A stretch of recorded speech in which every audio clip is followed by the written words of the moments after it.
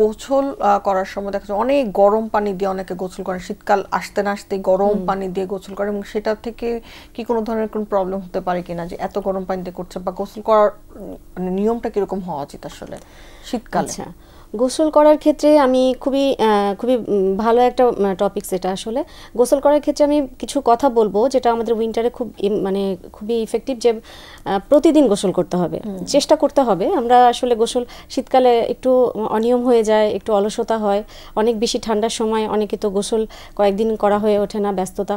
তো সব কিছু মিলিয়ে আমি বলবো যে প্রথম কথা হচ্ছে যে রেগুলার আমাদেরকে গোসল করার ট্রাই করতে হবে।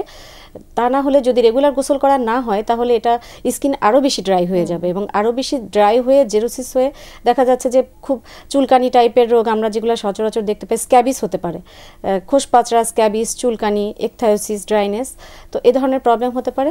দ্বিতীয়ত হচ্ছে যে যেহেতু অনেক শীত, আমাদেরকে তো ঠান্ডা পানি দিয়ে গোসল করাটা একটু কঠিন ব্যাপার, তো কুসুম গরম পানি দিয়ে উষ্ণ গরম পানিতে গোসল করতে হবে। খুব বেশি গরম পানি ব্যবহার করা ঠিক না।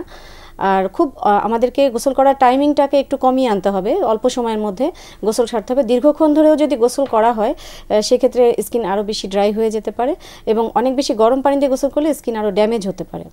এবং গোসল করার ক্ষেত্রে চুজ করতে হবে খুব বেশি ক্ষার জাতীয় সাবানটা যাতে আমরা অ্যাভয়েড করি, এবং গ্লিসারিন সমৃদ্ধ সাবান বা বডি ওয়াশ, এই জাতীয় ওয়াশ দিয়ে যদি আমরা বডি ক্লিন করি সেক্ষেত্রে আমাদের স্কিনের ড্রাইনেসের চান্সটা অনেক কম থাকবে। এবং গোসলের আগে এবং পরে আমরা যদি সারা বডিতে ময়শ্চারাইজার ইউজ করি, যেমন ন্যাচারাল ময়শ্চারাইজার যেগুলো আমাদের কাছে থাকে, অলিভ অয়েল, কোকোনাট অয়েল বা গ্লিসারিন, বা এখন বাজারে অনেক রকম খুব ভালো ভালো প্রোডাক্ট বেরিয়েছে যেগুলো আমাদের জন্য সেফ, এবং ইনগ্রেডিয়েন্ট সেখানে লেখাই থাকে যে এই প্রোডাক্টের ভিতরে এই ইনগ্রেডিয়েন্ট আছে যেগুলো আমাদের জন্য সেফ। তো সেইভাবে আমাদেরকে মেনটেন করলে সবচেয়ে বেস্ট হয়।